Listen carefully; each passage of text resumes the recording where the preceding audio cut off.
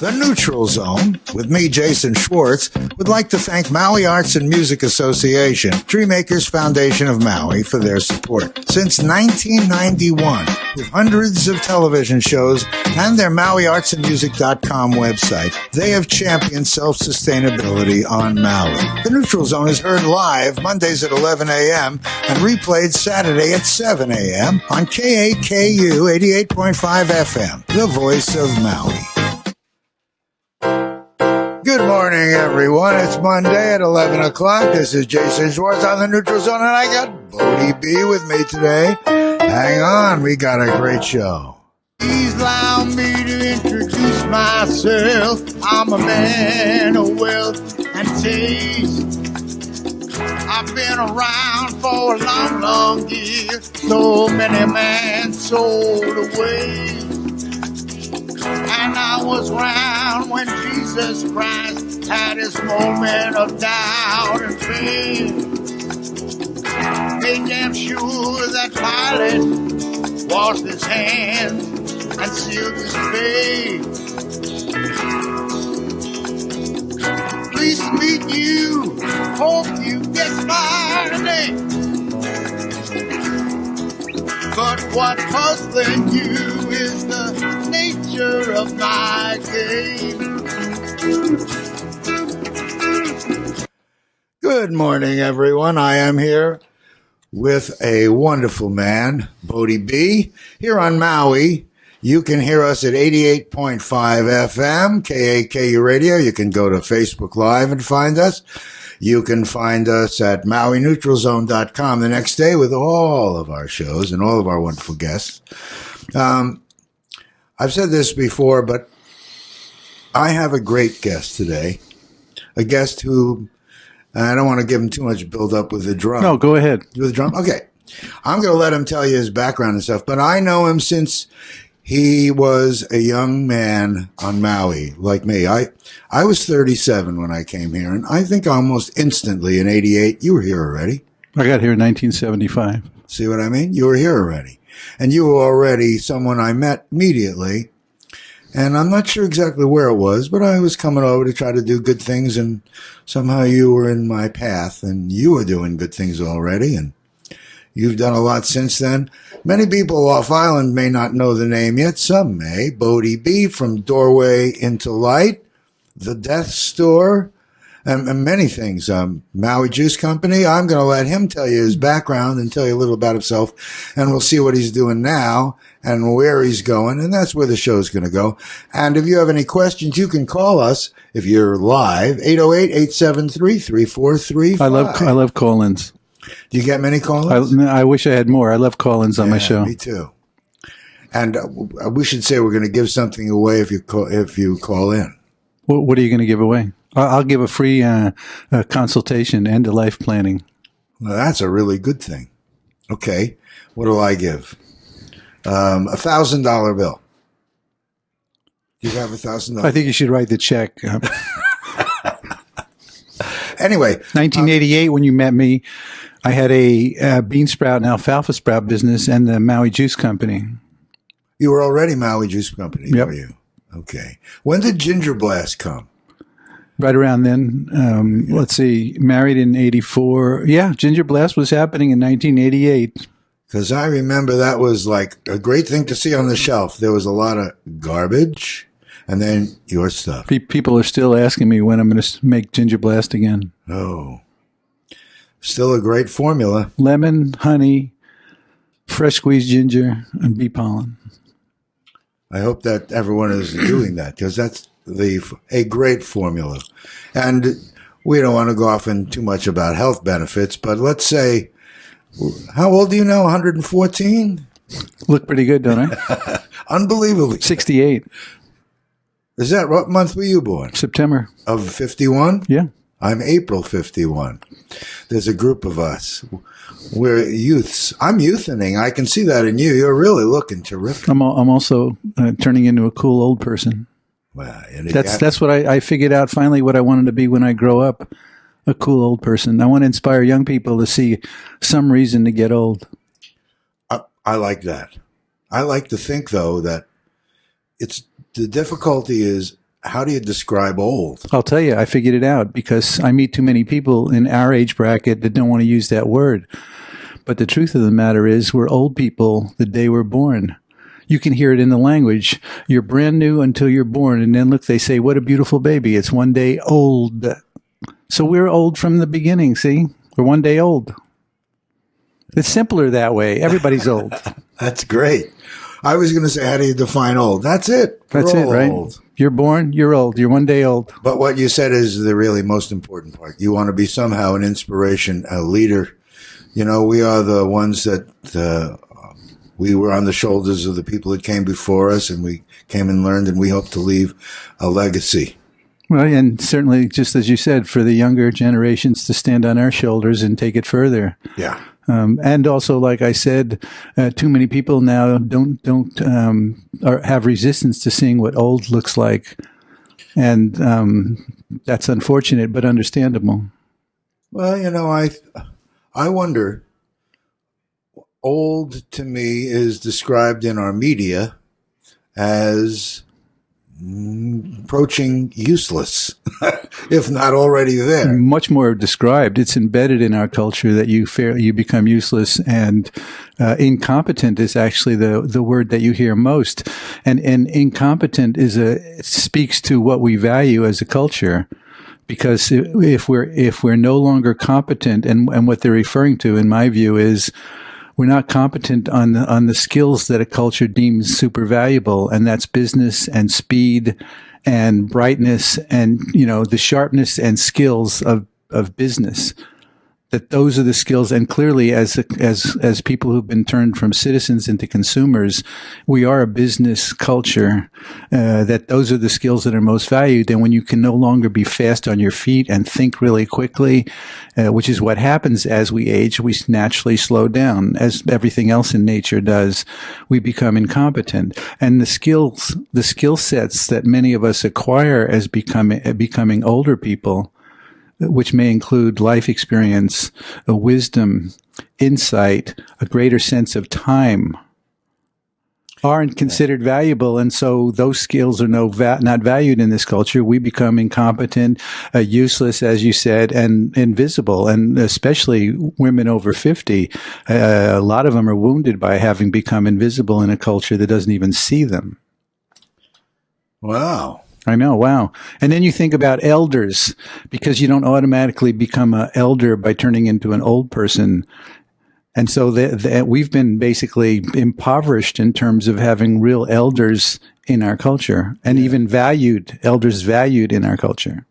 Well, and here on Maui, I know men's groups, but also women's groups. Women's groups on Maui, I think, have thrived because of just that, because we have a great deal of older women that still feel valuable and want their sisters to feel and experience it and not lose, their feeling that they're part of this culture. They are the leaders in our culture. We have a lot of leaders on Maui. We have a very beautiful. Yeah, I know many of them. I'm fortunate to know a number of them. Yeah. I would say in general, the women's movement is way beyond the men's movement. Yes, there are men's groups meetings, and there's lots of good things happening. I think there's a collective conscious and unconscious grief that men have for what we've done to the world, because when you look at the rape and pillage and destruction in the world, the 99.9% of it has been done by men. And that's an unconscious and conscious grief that and shame that so many of us are carrying that still hasn't really been brought into the community conversation. And I think that's one reason why the men's movement is lagging. Yeah, I think that's a good assessment. I often, because you and I are in this rich community of people, I don't know if we are talking to ourselves, or I hope to be reaching communities and people that all the subjects we talk about are new and breakthrough areas. Do you think your radio audience you're basically preaching to the choir?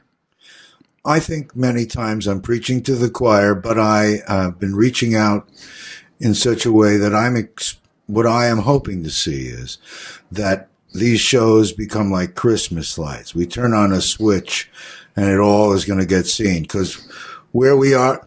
I like that image. My same concept. I was here on Maui. I created the Maui Arts and Music Association. You've been busy. To promote visual art, healing art, music, culture, educate people about environmental solutions, and be a self-sustainability model. Because so many of us, our age, saw in the 70s and 80s, and I speak about this on my show, we looked around and actually we got it, that if the world continued as it was, it would look like it does today. And so many of us became the John the Baptist of, hey, folks, we better wake up now. And I've been holding that John the Baptist role a while. But, you have. I'm still there. And I see, before we were talking ahead of our time. Now this is the time. The time is catching up with us. 2020 vision is now 2020. It's all coming into giant focus. And our young people, I hope, are future leaders, and some of them already leaders. Look at that, how this young girl from Greta. Sweden has enlivened so many people to realize. Yeah, we're going to have 1 million more of those Gretas. Absolutely. One in every school, at least. At least. Yeah, thank you, Greta. Thank you. And now... And look at us. We ain't going quietly. And we ain't going. I mean... We'll see about that. Well, you call it... Let's just for a moment... Death's door, because of doorway into life, go together, right? Where are we going? Are we going?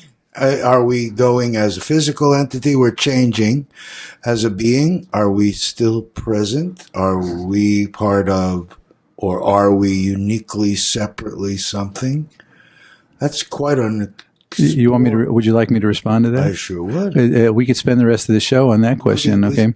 And of course... finding out who we actually are. I say, if you know who you are, you know where you come from and you know where you're going. But I talk about it on different levels. For example, apparently everything you say, everything you speak gets half as loud and half as loud and half as loud and half as loud. But always it keeps getting half as loud, right? Can you see that picture? You say something and then it gets half as loud, and it keeps going though. And if everything keeps getting half as loud and then half as loud again and half as loud, it's still here in the space. So in other words, everything Jesus, for example, ever might have said is still in the space. Everything anybody has said, good and bad, right? Anger, joy. So we talk about half-life of things, totally from sound, also from... So sound thought. Actually never actually stops, which if you bring that into a mindfulness practice, and I think it makes you more aware of what you're actually saying out loud, because it stays in the space forever, okay? So that's one level of your question. All those things that are spoken. So in a sense, Jesus is still here because his words are still reverberating in the space in front of us. Not on some cosmic level, but in real time, those sounds are still present. They're just getting half as loud and half as loud. Okay, so that's one level. So here's another level. When I die, hopefully my body becomes food for the organisms and life in the soil, and then enriches life in the soil, either under the soil or as plants and nature, to me, which is beautiful, because the earth has been feeding me for my whole life, more than I even recognize, and the critters in the earth, on and on and on. So that's one level. On another level, I think we go somewhere and we sit around with all our dead friends, all our relatives, all the people we love and care about, and maybe we sit around a campfire and we tell stories, and then we look down on the earth and we go, Jason's having a hard day today. Let's pray for Jason. And then we pray for Jason. Or we go somewhere in the world, that person really needs our prayers. And those people are now, and imagining those people now, our ancestors and the people that loved us and came before us, are praying for us right now, that's real. Then on another level, we are pure essence itself. There's only the unity, which I would call the holiness. We could call it God, but that pure essential essence is that which is in us that never died and never was born and is present throughout all of reality. And we merge with that. We become that. Now, as far as soul, I think I'm sure I'm experiencing something called soulness, or soul-ing, something that's happening rather than this thing, soul, that lives somewhere inside my body. So I relate more to soulness or soul-ing as an ing thing that's moving and ongoing, rather than this thing that has this particular thing that then maybe it reincarnates although I wouldn't rule that out. Certainly when now we see people that are being born that have these memories of these past lifetimes, et cetera, et cetera, et cetera, and all the near-death experience stuff. So all of those are the many levels to answer your question. Well, I got you. Soul-ing. Like I said, we could go on for an hour on that one. No, that's good. I liked soul-ing and soulness for a second. That basically, how do you describe a soul? Is it's emotional? Are there emotions tied to it? No. It's a beingness it doesn't have physical form. I heard a great description of the soul, an undivided portion of the whole. Now that's kind of an oxymoron, right? An undivided portion. That's like a pie. I'd like to have an undivided portion of the whole, right? It's kind of like the microcosm is the macrocosm, that the entire unity is in that soulness. Yes. Undivided portion of the whole. I love that. Well, isn't that unity? Yeah. So then in that description, there's no separate thing in me that's separate from anything else. No. Other than that which moves through, I could call it the ego, but people tend to put a negative, a negative description on the ego. Oh, we got to get rid of the ego. I don't see it that way. The ego, I think, is here for us to. It's the way we see what's happening and the way we are, in fact, individuals. Right. It's the way we identify ourselves from being in the unity. Right. This is our perspective. I think the creation and the creator are not separate, right? They're not separate. Creator and creation embedded, and that the purpose of creation, in my view, is to experience and make beauty. So to experience as many possible experiences as possible, there needs to be all these different varieties of us to experience it the way we see it through our ears and eyes, etc. So where did we that? get to? I do. I wonder why, because I already got it. I know. What about the people that are listening to us and saying, what do we do to give them a doorway into this light? Well, is that a poor choice of words? No, it's perfect. You know that in one sense, on one level, the work I'm engaged with caring for dying people and educating and supporting and counseling dying people and their families. I do a lot of counseling now with grief and grieving people, and most everyone is grieving one thing or another, or many things. That it turns out that to consider truly our approaching death is often the quickest way to shake us into wanting to reflect on these very questions we're contemplating. What dies? Who are we? Why are we here? What's most important? And that I think, in terms of all the different spiritual traditions and practices you and I have explored over the last 40 or 50 years, I have found actually that a close relationship or a healthy relationship with our approaching death is actually, I think, the most powerful spiritual practice and path to shaking us out of what I call the cultural hypnotic sleepwalk. I ask 100 people, how many of you know you're going to die and you don't know when? Well, 100 people raise their hand and look at me like, what a stupid question. But I think most people only know that in their heads. They don't really know it as a living truth. Because when I look around, it sure doesn't look to me that people are acting like they know they're going to die and they don't know when. I think people would change how they live if they made that an embodied, realized truth rather than, oh yeah, sure, we're all going to die and we don't know when. Even me, very often, I'm not living in that what I call relaxed urgency. Right? Relaxed urgency. But I do see that engaging in the field and working in this field and being in this work and world of death and aging, dying and death, I don't procrastinate. I'm not lazy anymore unless I want to be. I'm really good at it if I want to be lazy. My interpersonal relationships are becoming much more real and present and precious.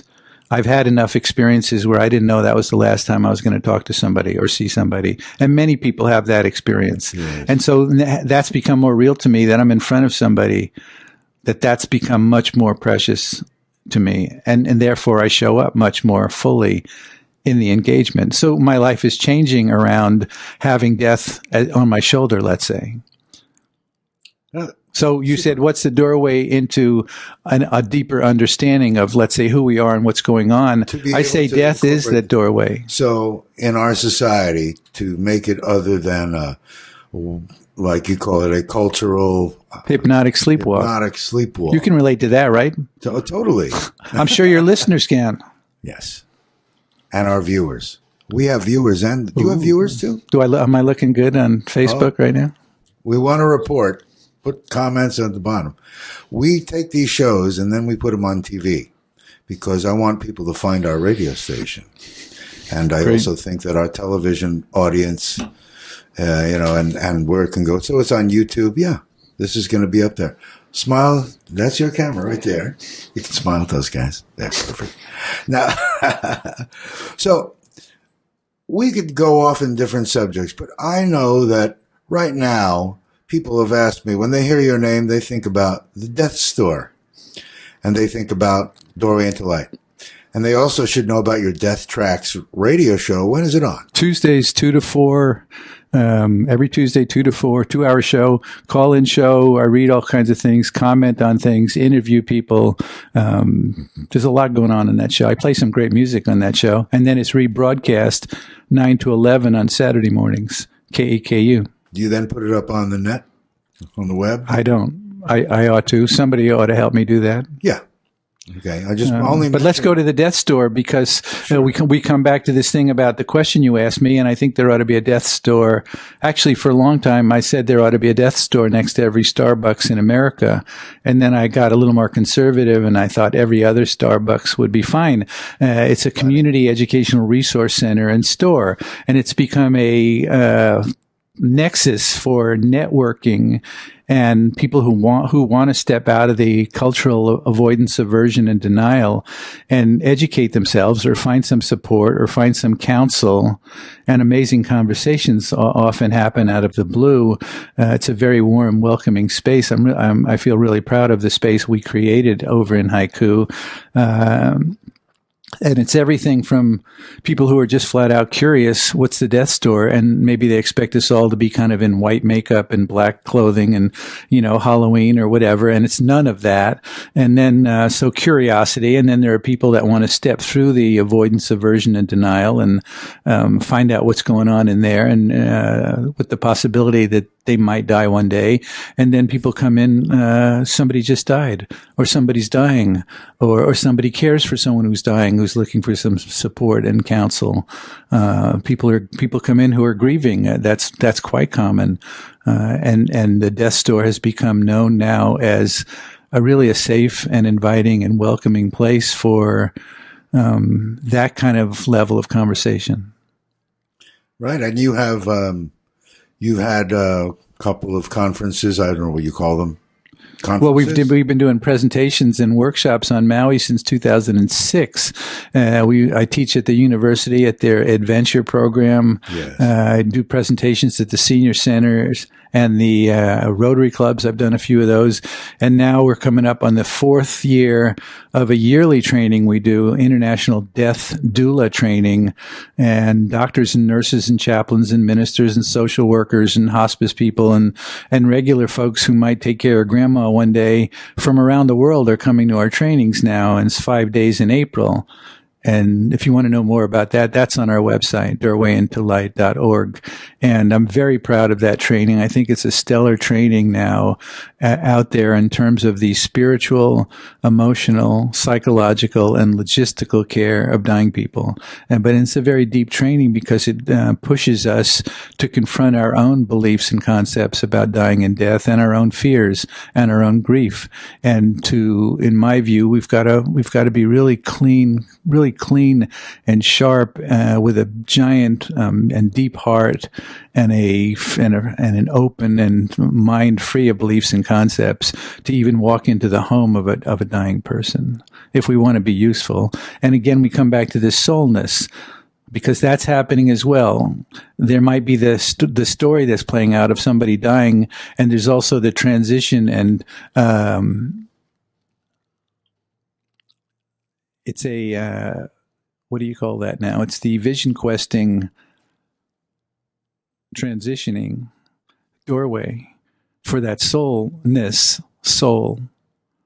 to move on.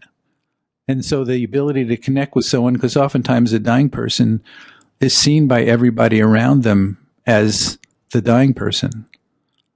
And they are often incredibly delighted and relieved when someone sees them beyond the story as that soul doing the work of waking up and getting ready to leave the body. I'm here with BODHI BE and Doorway into Light, the Death Store, I guess I want to call you that. Death Tracks here on the radio. We're going to take a break for our sponsors and all the supporters of our station, and we'll be back in just a little bit, so hang on. The Neutral Zone with me, Jason Schwartz, would like to sincerely thank David Bryan for his support. David was founder and head of school at New Road School in Santa Monica, California, and is the board chair at the Ojai Foundation and on the board for Brave New Films. The Neutral Zone is heard live Mondays at 11 a.m. here on KAKU 88.5 FM, the voice of Maui, and again on Saturdays at 7 a.m., as well as on TV and on MauiNeutralZone.com.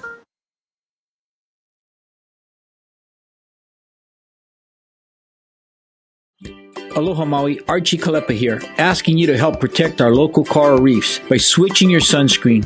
Avoid sunscreens with oxybenzone and octinoxate, two chemicals that can harm or kill corals. There are lots of safe for the reef choices. Get info at mauireefs.org/sunscreen. Brought to you with aloha by Maui Nui Marine Resource Council, Maui's Visitors Bureau, County of Maui, Office of Economic Development, and me, Archie Kalepa. Aloha Maui, Archie Kalepa here, asking you to help protect our local coral reefs by switching your sunscreen. Avoid sunscreens with oxybenzone and octinoxate, two chemicals that can harm or kill. In 50 feet, turn left. Why are you driving so slowly? After a few drinks, I'm taking it slow. Well, you're not fooling the cop behind you. What? Get ready to pay in 0.1 miles. Getting pulled over for buzz driving could cost you around $10,000 in fines, legal fees, and increased insurance rates. Nothing kills a buzz like getting pulled over for buzz driving, because buzz driving is drunk driving. Brought to you by the National Highway Traffic Safety Administration and the Ad Council. KAKU 88.5 FM is your Maui community station. The Voice of Maui features great local programming from people like Mary Margaret Baker, NP, and I have the Nurse Practitioner Show on health, wellness, and managing your dis-ease. The Nurse Practitioner Show, Mondays at 2 on KAKU 88.5 FM Kahului, the voice of Maui. Hi, I'm Jason Schwartz, host of The Neutral Zone. KAKU is a listener-supported station. This means that all of the great programs you hear, like mine, are sponsored by you as well as our underwriters. If you would like to help keep the voice of Maui talking loud and clear, go to kakufm.org/donate today and give. And don't miss the Neutral Zone Mondays at 11 a.m. on 88.5 FM, the voice of Maui. That sounded like me doing a commercial and then me talking about donations and me. There are other people here at this station, lots of them. We have Tony on the board and Renee and all these different people. And you were here all the time, but you are a unique being. I've seen people on Maui that have been passive. You've always been active. You got your foot on the gas, and I've always appreciated that. You're more than talk, your action. And I feel a tremendous responsibility to somehow do what I can to make up for how much has been given to me and is being given to me. Well, In my opinion, you're doing a great job. Thank you. And you'll continue. I hope to be here. We were talking about when we're peaking in life. I hope to take a peek at that in 20 years and see how I'm doing. You know, I think that we're just living well. You talk about all the things our society is doing where death is sidelined, looking at the soul, all that stuff is sort of sidelined in our world, and it's a money-driven, business-driven world. But it doesn't have to be, not our world. Your world is so full of helping people. How did you get upon this subject? Where did it just suddenly seem like? I think something grabbed me. I think 1997 or 8. I've been an ordained interfaith minister for 30 something years, and I've been counseling quite a bit. But then people who were dying or grieving started showing up, and I didn't feel qualified at all, and decided I'll become a hospice volunteer and get into the world and find out what that is. And Hospice Maui, I did their training in 2000, a very powerful training. Then they started sending me into homes to sit with dying people. I never sat in homes with dying people. It's like going to the school of how do people die. And that was fascinating to me and a powerful learning experience about how people were dying or refusing to die. And as someone who's had businesses, as we said, I had a juice company, I had a Sprout business, right. I had a kids camp for a while. My business mind started going, okay, so what's going on out there? And so I did some research, the funeral industry, billion, and it's mostly 2 corporations that are starting to swallow up mom and pop funeral homes, often employing quite toxic practices in the name of money. Then there's the casket making industries, and again, mega zillion dollars. Then there's the cemetery industry, again, often utilizing toxic practices to make money, to be more efficient. And in fact, the current cemetery model, which is a fairly recent model, that there are private for-profit cemeteries. Originally, you got buried in the backyard or along the trail when we were following the herd. And then you were buried in your backyard, and then you were maybe buried in the church cemetery. And then people didn't have a church, and then there were private cemeteries. More or less, that's how it came about. And now we're looking at over 1 million acres in America that have been taken out of the public domain forever for one single purpose: gravestones and burials.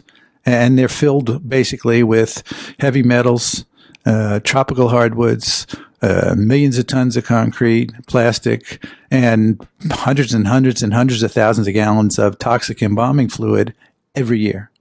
That's an old model that doesn't work. It's a toxic model. So, in fact, that leads into discussion about that. Yeah, well, that actually leads into what we're doing, because one of the things we currently have been doing since 2012 is we operate Hawaii's only nonprofit funeral home, and it's only certified green funeral home. Now, as you were saying, and I just spoke to, money, money, money. And so we're trying to actually take this whole thing of end of life care and death care and care of the dead back from big business. Because as well-meaning as those mom and pop funeral homes are, if it's a for-profit driven thing and they want to sell you something, that they're motivated to sell you something, how many stories have we all heard about people going into a funeral home after somebody died? And usually those people are either grieving or they're in shock. What a terrible condition to make a business deal in. And how many people have left going, I never thought it was going to cost me that much money. I don't even know what I signed up for, blah, blah, blah, blah. And so we are taking it back. And so a nonprofit funeral home, our funeral home, we're not selling you anything. We're just trying to serve and make it work for you. In fact, there's a woman now, we're going to save her $5,000 on a burial. Not a big, not a big, simple thing, not an extravagant thing, but $5,000 somebody could save on a burial. Amazing. So again, taking something back, like you said, out of the world of selling and making money into the world of community building work and sacred service. So then that leads to, now we're about to buy 10 acres to develop a conservation green burial ground. Again, same thing, all nonprofit, with the ability to bury people at either no cost or low cost. You know, I'd like to bury homeless people for free, for example, veterans for free, for example, you know, to bring it back so it's not money driven, which of course, as you know, separate locations, or is it, in other words, in there, the land is going to be separately apportioned like you're talking again forever? Or yes. It'll become a... Yes. What we're not going to do is turn it into a piece of land that has one single purpose. In the midst of this burial ground, where we'll plant plants and trees over graves, we're going to create a community park. Walking trails, picnic areas, reflective ponds, benches, place for people and pets, really a community park in the midst of burials and plants and trees. So it's kind of, we've been calling it bringing green burial to life in terms of the meeting of the two. So now we're talking about, instead of taking a piece of land out of the public domain forever for one single purpose, we're looking at creating a piece of land that we're now keeping in the public domain forever for a number of purposes. Great. Where is this going to be? Haiku Maui. Haiku Maui. People can come here from all over the world. You know what? People will come from all over the world, because we're also going to have a training center. These April trainings that we do are the curriculum for the formation of the school we're developing. Uh-huh. People will come to Maui to come to train with us, and then go back to their communities and create, again, a community-based sacred service. Fantastic. I know, it's big. I think it has the potential to be a cultural game changer, really. I do too. That's fantastic. We give lip service to the ancestors, but for the most part, they're gone. Like we don't have a sense in this culture of the dead, right? That was kind of written out of the story, that there's such a thing as the dead. And certainly we know the Hawaiian people are very connected, and many indigenous peoples are very connected, not only to the bones of their people, but to their ancestors, and recognize that the ancestors are very present. And us predominantly white folks have lost that connection. You know, in America, Americans move on the average of every 5 years. So when you move on the average of every 5 years, for most of us, don't know where our people are buried, don't have a relationship with what it means to go to the cemetery and be close to the bones of our people. So now that I'm doing burials, I see there's something there. Yeah. You say a lot of stuff, and yeah. Yeah, very funny.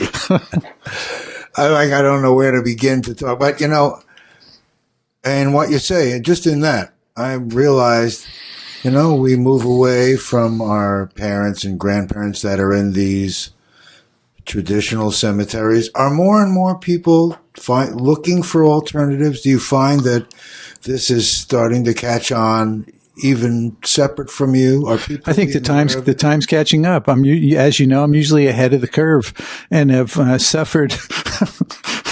I think the times are catching up. There's a very much a national, maybe more than a national, death positive movement, and we could say to a large part, the baby boomers are going to transform death, as pretty much everything we've touched, from natural food to alternative medical treatments and medicines, to gardening and permaculture and organic foods and organic agriculture, that now the baby boomers, who are all now in their 60s, 70s, and 80s, realize that not only are their parents starting to die, but so are their friends.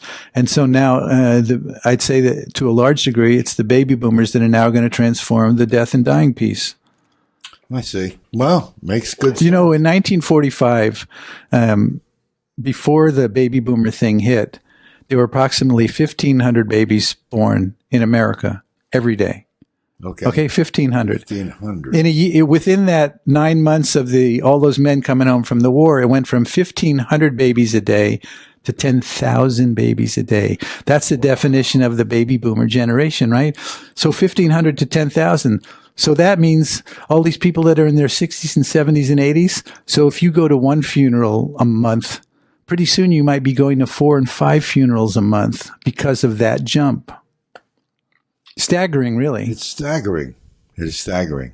So our world will, I want to say, need to be we're still creating more young people so that we're getting overpopulated. I keep thinking, what are we doing to this place? Why? Remember when we used to talk about, we knew about it in the 70s, for sure. What happened to us? I mean, what a great legacy to be changing the industry about dying, but while we're living, we're destroying this place. What's the deal? You know, so many of us saw something in the 60s and 70s, but not enough of us stayed on what we saw and kept at it in spite of the story that was playing out. Of course, that might have not changed it anyway, because the broken story that's playing out has so much momentum and energy behind it that maybe there was no other way to avoid what we are now seeing in the world. I don't know the answer to that. Yeah. Well, that's a real thing, isn't it? I'll tell you what's really sad to me, given what is playing out in the world. And some people say it's, you know, some scientists and many people say it's too late. We've done too much to turn the story around. So that's one story that's playing out. It's too late. There's nothing we can do. It comes back to Tony eating candy and, like, you know, I said the strategy, you know, people, I think most people now have an unconscious or conscious anxiety of the predicament that we're in. And out of that comes a strategy for, again, conscious or unconscious. Well, what do we do with that information? Something, you know, it's going to get worse. If it's going to get better, it's going to get worse first. Like, I cry for my grandchildren. I probably won't see the worst of how it's going to play out. So if one story is it's too late, there's nothing we can do about it. How do we work with that? And if the other story is it's not too late, we can make some radical changes now and turn the story around. Now, I'll tell you what I'm sad about. The changes that I think we would need to make to turn the story around in terms of everyone using a more, living a more simple life that uses less energy, that consumes less, that requires less, that doesn't need food shipped in from around the world, those kind of things. Yeah. Simpler lives. I'll tell you what's sad about that for me. The way it looks to me is that most people in America would not be willing to live that simple of a lifestyle at this point. In fact, I heard on the radio this morning about the Alexis thing now that you can talk to in your house to play the radio and turn the lights on. And so, Alexa now from Amazon? Alexa from Amazon. And now everybody knows that it's actually listening and recording what you're saying in the room and sending that data to Amazon and whoever else. So now Amazon is making that very same thing, that Alexa that you can wear on your finger and go everywhere you want as a convenient comfort, and whatever, right? Even though we know that that's recording and sending our information somewhere, and that most people will continue to choose those things because of their convenience and comfort. And so we come back to, that's the part I am most sad about right now. I don't think people, at least in this moment, are willing to drop into a very simple, close to the earth lifestyle to help turn this around. Do you think that's an American problem? I mean, not anymore. Now it's a Chinese problem too. Everybody wants Michael Jordan sneakers or whatever it is, right? Yeah. It's no longer an American problem. That's sad by itself. Because I always thought the world was kind of ahead of us on that train, but toward awareness. But you think we were the model of the good life, or what was supposedly the good life that everybody wants? Well, I can't ask those questions because we both know the answer. People go for what is the easiest and not always the best. For comfort, unfortunately, the sleepwalking program is addiction to comfort. Well. And of course, you know as well as I do that we're probably the most advanced civilization in the history of humans to entertain and create diversions for us to actually honestly feel what's happening and see what's happening. That, you know, there's Facebook, there's sex, there's drugs, there's food, there's you name it, there's porn, there's you name it. There's the Netflix binging and on and on and on and on. Everything. You know, it's like Sogyal Rinpoche, a Tibetan teacher, says, we're so busy with all the important stuff that we don't have time to deal with the really important stuff. That's powerful. In fact, he calls that Western laziness, that we're so busy with all this important stuff, we never get to what's really important.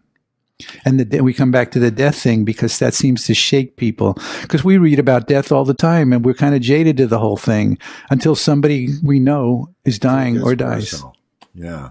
And then something breaks through and crack something in us that brings us to our senses, really. Well, I'm getting, we got plenty of time. That's what they say. That's what they say. They come to me. I'm glad you're doing what you're doing, Bodhi, and I'm glad I don't need your services because I have plenty of time. Well, maybe that's the illusion that we think we have lots of time. I'm talking about radio shows. No, I know you are. I know you know. It was a good line, though, wasn't it? It was a good line. Feeding you up to have you set me up. Yeah. There's so much about the subject of death and dying and the after and the before. Like you said, that's why you have a 2-hour show every week. The thing that I find the most satisfying is that, at least here on Maui, I find that people are more and more aware and honoring. Although I haven't seen it in the political results yet, we see the movement and things are changing here. And Maui could be an example. I talk about being an example in art and music and environment. Here we are. We really are a great place for the world to see a better way, a more healthy, balanced way. And so I honor you've been a leader the whole time I've been here, and I really have appreciated you. You know that. Thank you. Yeah. What can we do as an audience to help share you a message? Well, I think if you're listening to this radio show, to find something in what we've been talking about that rings true in a real way, and sit with that, and see where it wants to sit in you, and see if you want to do something about how that feels. If we've said anything on this show that rings as something as real and true and cuts through all the noise that's playing out, wow, that's something that's powerful.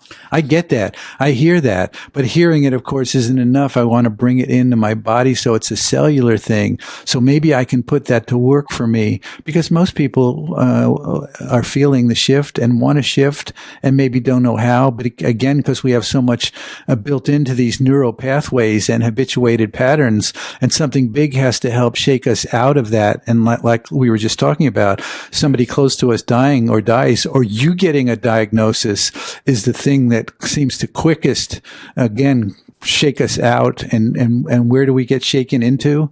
Most often it's this preciousness and fragility where there's no room for bull. No. And so, that's what I speak to. And that's what I'm working on, eliminating any room for any of that in my life, and doing my best to help other people shake loose of all the noise and habituated patterns and nonsense running us and playing out. Well, many of us want to make the shift. There's a new story so many of us can see that wants to birth and is birthing. And we're already many of us are participating in that new story, and still also caught in this old story, again, that has so much momentum. So our audience can embrace the ideas that we're sharing here, pick something that I think that'll naturally happen. They'll pick something that is personal, and then share this show and your show with others. We're going to die and we don't know when. Is that useful information? Maybe that's the most important information out there. We're going to die and we don't know when. And whether we use this information or not really will determine the kind of people we are, the kind of relationships we have, the way we take care of each other, and the way we're going to take care of each other when we're dying. We're going to die and we don't know when. Is that true? Is that real? When we say we don't know when, okay, so if we're going to die and we don't know when, why would it be a surprise to you if you find out you're dying tomorrow? It wouldn't be a surprise to you. How would you live in the meantime? What if you're going to die tomorrow, or I'm going to die tomorrow? What would a good day to die look like? What would you need to do to be ready to die tomorrow? I sit with dying people. I see what they go through in wanting to complete their life in a good way and resolve all the unfinished business that so many people have. And most often it's relationships. That's it. Relationships. That's it. People don't lay on their dying bed wishing they'd spent more time at the office. No. I don't see that. It's often, and like you say, most always relationships. And not only relationships to other people, but relationship to self and relationship to community. Did I give something to the community, or did I just take up space? Did I develop a relationship with something bigger than my life? Do you see that very often in people that have been dying? Most often. The suffering. See, most people are no longer dying in pain. Thank God, that's true. But that often leaves people to face their suffering. And all of us are leaving some kind of trail, right? Everything in our life, there's a trail behind us now, and it's either filled with joy and respect and honoring and love and friendships, or there's potholes of, anger, resentment, envy. You owe somebody money you don't want to remember, whatever it is. Sure. And those pop marks, boy, they seem to really show up when you're on your deathbed. And you hear about mom wants her son to fly 6,000 miles right away so she can say, I'm so sorry, I love you so much. And sometimes the son gets there in time and sometimes he doesn't, et cetera, et cetera. I'm just seeing all these images. They really come alive because they all really touch so directly. That's what I tell people, and that's what I tell people right now on this radio show. Don't wait until you're on your dying bed to do that work. It's much easier to do that work when you're not dying. No question. Well, I hope our audience is enjoying the conversations you're saying. Nobody called us. Well, they've been listening. Maybe they're in shock. I think, it's the after. They can come to you on the death track, so they can come and find you at the death store. Saturdays, 10 to 2. We're open every Saturday, 10 to 2, and by appointment. It's 375 West Quiaha Road in the Powella Cannery. Love you to come see the store. Find us on Facebook, BODHI BE. I should come out to see your store. I'd love you to see the store. I'd like to. I've sent a bunch of people to you over time. Harry Newman, the guy that I love Harry. A wonderful man. I love Harry. We stay in touch. Oh, good.